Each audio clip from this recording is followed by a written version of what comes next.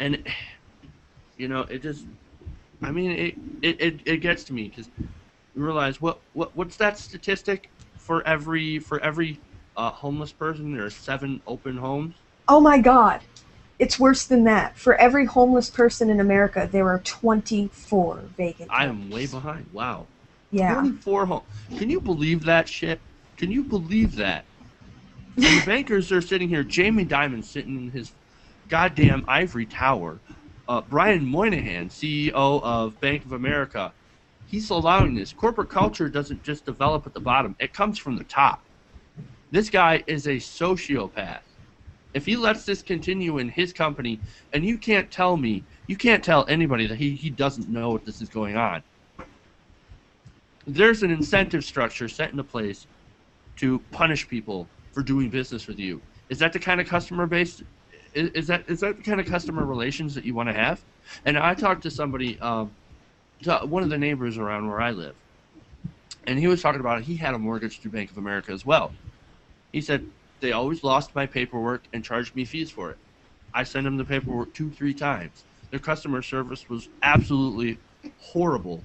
You could never get a hold of anybody when you need them. And yet every time he sent in paperwork, sent in payments, they would send stuff back saying, you didn't pay, you were late, here's a fee. It's absolutely disgusting, and it's absolutely horrible. And God damn it, we should throw these bankers in jail. Why are they not in jail now? Yes, but that completely violates the fundamentals of capitalism. Money is exchanged for goods and or services, and they don't deliver. I mean, you have more recourse with a private corporation now. I mean, you buy something from Apple, you give them the money, they send you an iPod. The iPod's broken, you have a recourse, you refund your product. It seems like we're dealing with the banks, since there's no regulation whatsoever to regulate their practices, they can pretty much do whatever the fuck they want. Well, yeah, and if you think about if a normal human, the average human being were to try to do to one person or a bunch of people individually what these corporations do to millions of people and these banks do to millions of people every year, if one individual were trying to scam a bunch of people, then they would be thrown in jail. If they were trying to scam people like this and give false claims and false promises, yeah, they would be charged with fraud and thrown in jail. But because they're big banks... Here's where you're wrong, Ree. We do have people out there that give you, make false promises. They're called politicians.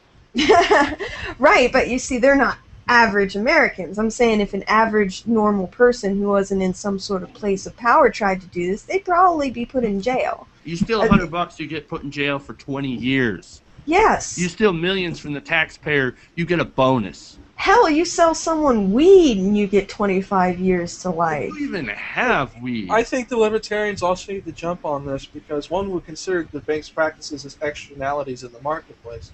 And I do think that is oftentimes gets overshadowed with, like I mentioned earlier, about them making the poor and the people on food stamps. No, you're right. It is an externality. It's a distortion of the market. But Jeff, they're too big to fail. If we throw them in jail, then our entire economy will collapse. We have to appease to these big banks. Not necessarily. They advocate for the gold standard, which scares the shit out of Wall Street. Keep that in mind.